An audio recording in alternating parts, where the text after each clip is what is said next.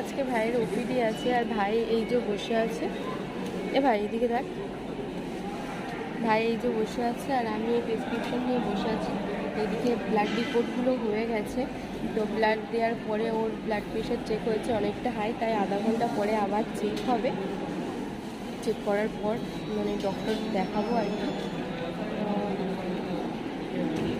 এই যে ভাই আধা ঘন্টা বসতে বলেছে, তো বসতে পারছে না, দেখো ছটফট করছে। এখন তো হাঁটতে পারছে বলে একটু ইচ্ছে মতো হাঁটে আর কি। আগের থেকে আমার ভাই ভালো আছে, তোমরা একটু বডের কাছে প্রে করো যাতে আরও ভালোভাবে সুস্থ হয়ে ওই রোগটা যেন ওর শরীর থেকে নির্মূল হয়ে যায়, তাড়াতাড়ি আমাদের বাড়িতে ফেরে।